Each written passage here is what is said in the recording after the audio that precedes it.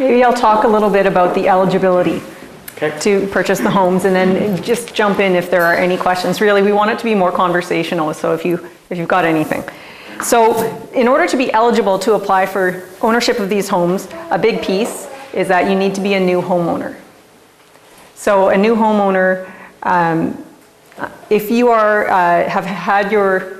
if you've co-owned a home with a partner in the last 5 years, and now you're on your own, then you can be eligible still.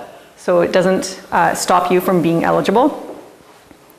And then another big piece is the income. So you need to add up all of the family's income, gross income for a year. So that's anyone over 18 in the household who is working. The income can be no more or no less than $36,000 in order to qualify for this mortgage at a credit union. And it can be no more than $64,829. Now, I just wanted to add to Leanne. She stated credit union, and that's important. Mm-hmm. Any one of the credit unions in the city of Brandon will lend money for a STEPP home, but banks will not. Banks still want a cash down payment, so don't waste your time going to a bank. You can go to a credit union. The one which has financed the last 3 STEPP homes has been the Crocus Credit Union, and Westoba financed one of them. But Vanguard or Sunrise, they are also would be willing to handle a STEPP home. So another piece to be eligible is that you must have at least one child in the household. They're 3-bedroom homes, so preference will be given to people, as large a family as we can fit into that home legally. But you need to at least have one child with you. You need to pre-qualify for a mortgage, and with the credit union, like Glenn was saying. So I have the applications here, and something you need to bring in when you go to pre-qualify for a mortgage is you need an appraisal of the building. An appraisal is what it is valued for on the market. It details out, square footage and materials, and really details out the value, what that adds up to in value for the home. So that's a hugely useful document, and typically it costs around $200 to $300 to get on your own, but we provide them here for you. And in this situation, that the appraisal of each half of that duplex, it's valued at $193,000. So that's the value of it, but we're selling it for $126,500. And we're selling it for $126,500 because that is our cost. We pay for the contractors, we pay for, and they're built by an employment training program too. So we use individuals who are learning construction trades in order to construct the home. So we sell these homes at cost. So that's where the $126,500 is the purchase price, but it's appraised at $193,000 and some change. And they're really high quality homes. They're energy efficient to a very high standard, and that will decrease the cost of heating. And that's, it's all about that. You don't want a beautiful, nice new home and then it costs you more to live in it than your previous home. Another requirement is that you must be a Canadian citizen or a permanent resident of Brandon for at least 12 months before applying. So, and lots of people have questions about that, but it's pretty, you're welcome to ask me about it. It's pretty straightforward, really. As I said, we do have an open house coming up on Sunday. It's going to run from 10 till 2:30, and you're welcome to bring people by and walk through it. Children are welcome. I have cookies. I didn't say that. Yes. Yeah. And you'll save me from eating them all myself. So I think another piece that's fun to talk about is how awesome the house is. It's a beautiful home. The basement is fully finished, and it's a walkout basement. So you have garden doors to the patio from the basement, and you can walk right into where you park in the back. There's parking in the rear of the site. It's not street parking. It's a beautiful open concept construction. So that means the living room, dining room, and kitchen are all kind of one space. Custom oak cabinets that were built from the Brandon Correctional Institute, which is kind of impressive, but they were built custom to the space. It's a 4-piece bathroom. There's a walk-in closet from the master bedroom. And the other thing I want to mention is that these are 2 STEPP homes which are available right now. In addition, though, we have 4 more which are under construction at 1062 on First Street. Those will be 4 condos. They're each 3-bedroom homes, and they are a block away from, which school is that? Pardon me? No. George Fitton School and daycare. So that's really close to that. So if a person applies for these 2 STEPP homes but doesn't get accepted, we will keep the application if you're interested with regards to the other ones. Likewise, a lot of people will say, well, I don't kind of have all my ducks in a row. I can't get this sorted out for this application, because applications are due on November 30th at 4 p.m. in my office, and which is located in City Hall. If you go onto the BNRC website, then you will, and you find it on all of the literature, it's written everywhere. There's an email list you can sign up for, and if you sign up for the email list, then we'll make sure to let you know about all the open houses and when the next lots become available. Another thing people have asked is whether, if they apply now, if the application can just be put on for the next one. And the thing with that is that we would need a current pre-approval. We don't know exactly the price that we'll be charging for the next homes, but we expect they'll be ready in a year. So that just gives you a rough timeline. But so the bottom line is, give us your contact information, your email or whatever, come in contact with me, and then we'll hold on to you. And we'll let you know when the next opportunity is available, because we know it's brutal out there. It can be very difficult to get into home ownership, so we're just trying to help here. Does anyone have any questions? Yeah? For your children, do they have to be under the age of 18? Okay, so the question is whether the children have to be under the age of 18. And for the purpose of the camera, I'm just saying it again in the microphone. No. I don't think they do. No. Because a lot of different people, the tradition is to have families live together for a while, you know, and so no, they don't. I certainly would say that that shouldn't stop you from applying at the very least. And that's another thing, a lot of people get overwhelmed thinking, oh, I'm not going to get it anyway, everyone else is going to want a house, I have no chance. Well, you'll definitely have no chance if you don't apply.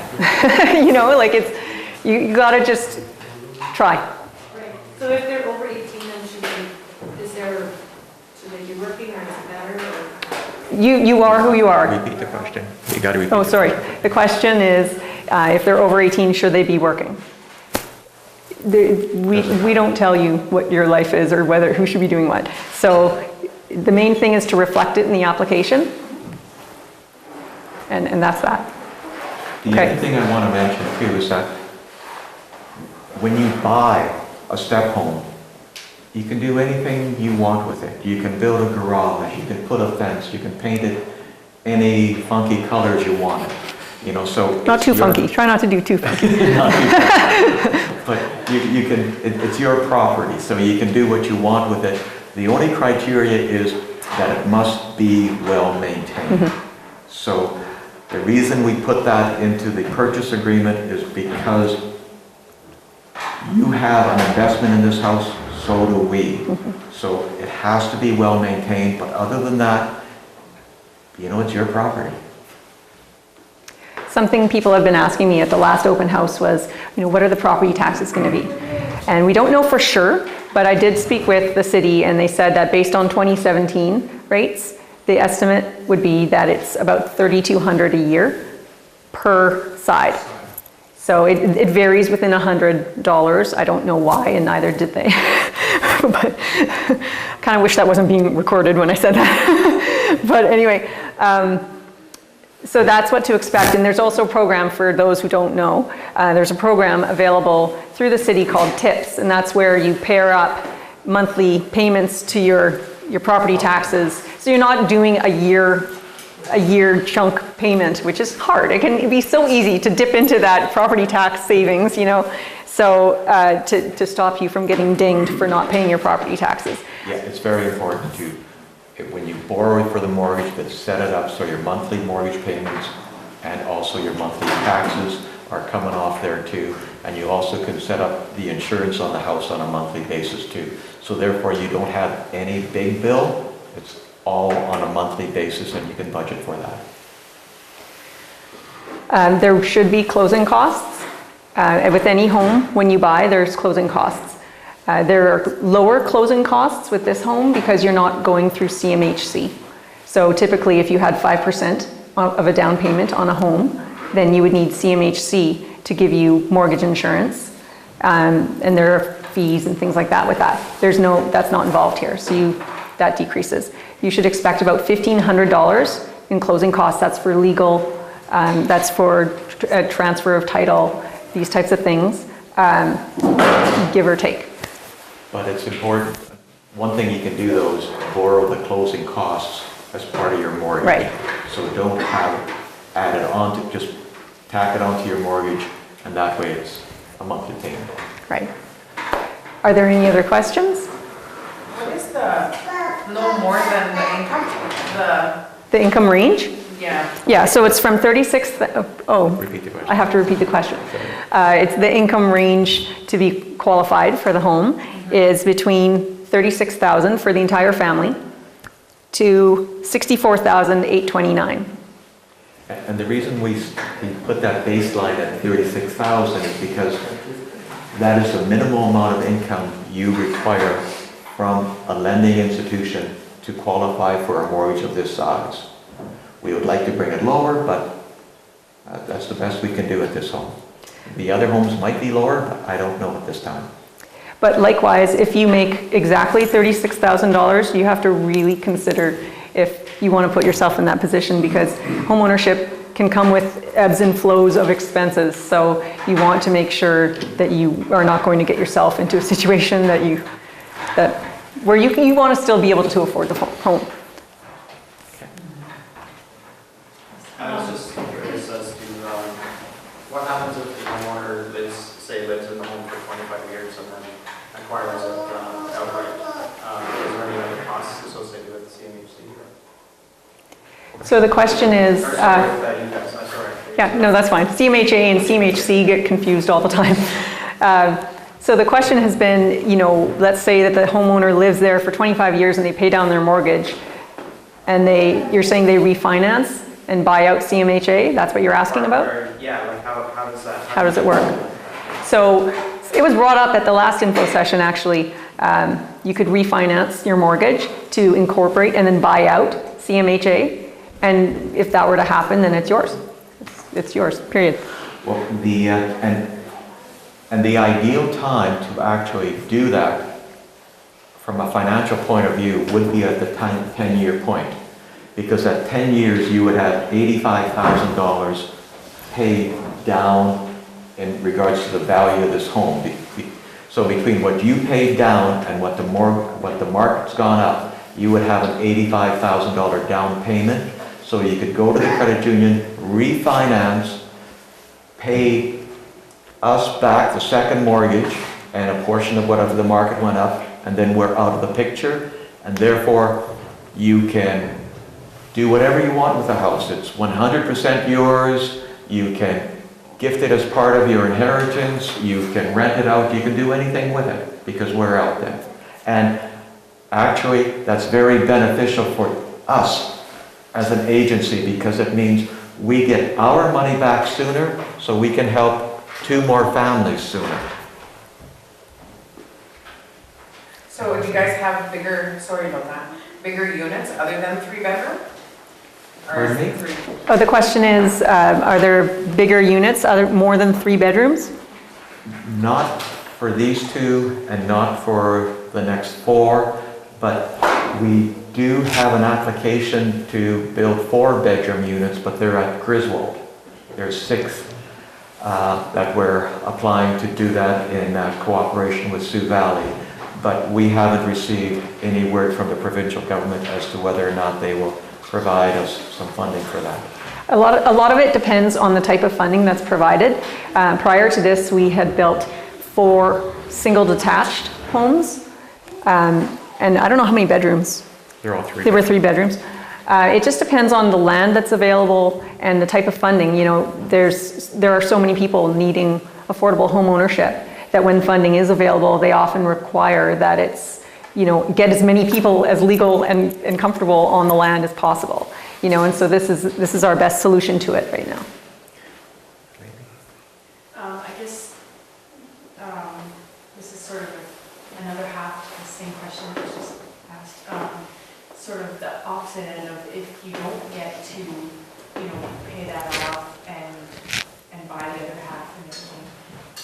Sort of the other end of what if you don't get to fulfill that minimum time requirement, something, you know, life happens, and what happens in that case?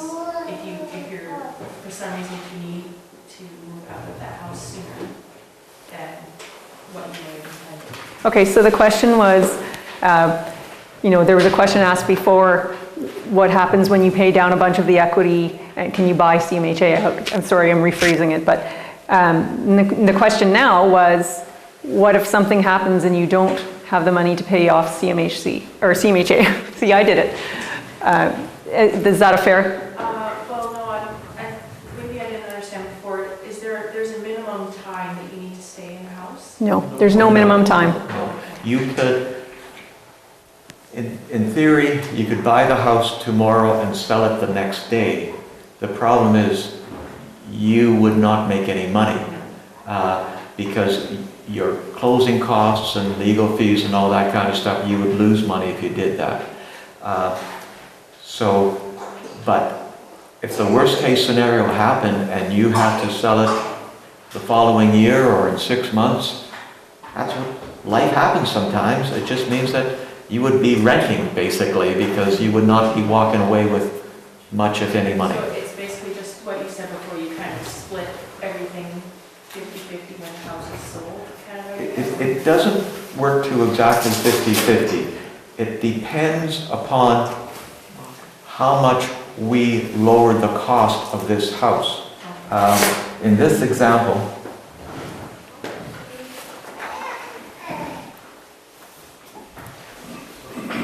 66 and 30. Yeah. In this example, you would be paying for 65% of what the home is worth, and the agency is only providing 35%. So it would be a 65-35 split with regards to the market and all that kind of stuff. Basically, it's whatever ratio. Yeah. Exactly. It's the ratio that it is that gets paid back. Yeah, and we have, for people who want to know the exact numbers, we've got sheets on that that tell you exactly what those numbers are. Yeah, and that's a good point. You probably saw it when you came in, but there's information on, you know, kind of the specs of the home. I don't think we've mentioned that the appliances are included, which is pretty fantastic because, I mean, a lot of times you buy a house and maybe the stove or whatever is included, but it's not new, you know, and it's not, but you're getting brand spanking new stuff. It's good quality. It's all, you know, energy efficient, and And a washer and dryer. washer and dryer, fridge, stove. So it's a very good deal. What would your utilities be? Like on previous homes, what would that run around? Such You a know, tricky question. That's a very good question, and No. no one's ever asked that before, and I don't have the answer. I tried to find the answer. We will find that out. We Yeah. know a number of homeowners, and we can tell you that. But Leanne will get that information. Yeah, especially if you just put a star next to your name on the sign-up sheet, then I'm happy to contact you and let you know. But the thing is, I've been trying to find that for the last couple of weeks. It's kind of an intangible. I'm actually not asking for myself, I'm asking for my sister. Okay. Because she's a single mom, Mhm. and I know that every penny counts, and as everybody in this room, when it comes time to paying the hydro bill or buying your kids new shoes, which trumps what? Yeah. So that would be actually very helpful for everyone to know what their utilities would be running around, especially your water and your gas. Yeah. Yeah. Yep, no, that's a very good point. But if you, like I said, if you want to give me her contact information, then I'll for sure get back to her. Well, what we'll do is, we should probably even put that on the website. Oh, yeah. Once we find that out, and it'll be an approximation. Any other questions? Does everyone understand the concept of the two mortgages and how the equity is shared and how everything, okay. Or not the equity. And do people understand the difference between a first and a second mortgage? I don't see some... Yeah, some people are like, I don't know. Okay, well, a first mortgage is what the credit union would take out. And a first mortgage means that if for some reason you default on paying your mortgage, they take possession of the house and they're the first to get paid out. That's what a first mortgage is. After they gets paid out, we are the second on title, so we would be the second to be paid out, and then whatever's left is what goes in your pocket. Okay? Any other questions? Got lots of coffee there, folks. Lots of coffee. And I'll just say that, you know, like I said, my information's all over the place. Please contact me if you have any questions. My sole role is to help you guys get a house. Absolutely. So I'm happy to answer anything. So there'll be like one owner on that house, or it'll be two owners, like you and the guy who owned that house, like how that works? No, you'll be the owner. So the question was, sorry Glenn, the question was, are you the sole owner of the house, or will you be a second owner, or someone else will be the first owner? If you buy the house, it is your house to do what you wish with it. But the credit union will have a lien against the title. So if you decide to sell it, they will get paid. Us, the Canadian Mental Health Association, we don't own the house. You own the house. But if you sell the house, we're the second one to get paid. Okay, so it's one owner of the house. And it can be only one person, one family unit that buys the house. It can't be two people going together to buy it. Okay, it needs to be one family. There'll be no condo fee or any fee, right? Like, No, it's not a condo. The question was if are there any condo fees? But no, in this case, it's a duplex, and they just have a connection with the wall, and that's it. Yeah, and you have total title to your half of that house and the land underneath it. So it is a clear title. It's not a condo. The other 4 that we're building on First Street, that will be a condo, because we're putting 4 on one lot and we can't divide the land up. Any other questions? Yes. What about a mortgage payment, like for the month? Can you give us a rough estimate as to like how much a mortgage payment per month would be to the bank? Another great question, and we will do more homework on that. Okay? Well, some of it will have to do with, or the question was, you know, what would a mortgage payment look like? And some of that will have to do with the amount of income your family makes. And it's a bank calculation, and we leave that, the credit union's calculation, we leave that in their capable hands. But we can try and get a ballpark. We can get a ballpark for sure. Yeah, it's a good idea. it's a very good idea. Yeah. So you can look for that information on the website, but give me a few days. So have you guys had someone move into a STEPP home and they paid for it already? So the question is, has someone moved into a STEPP home before and paid for it already, paid it off?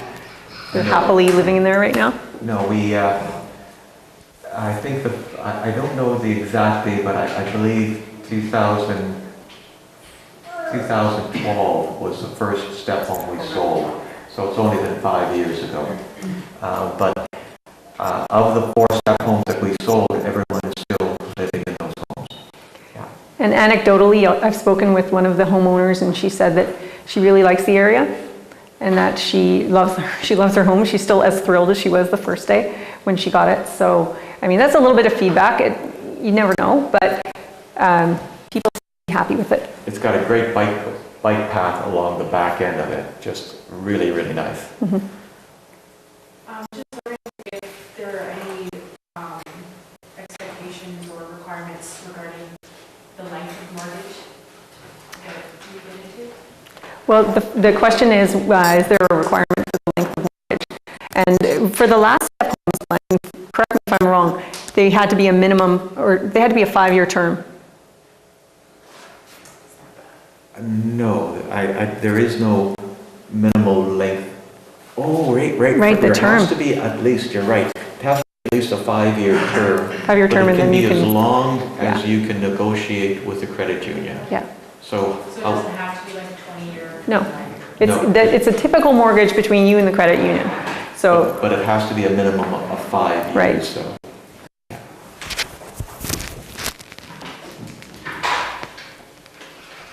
Any other questions? If we're done, we're done.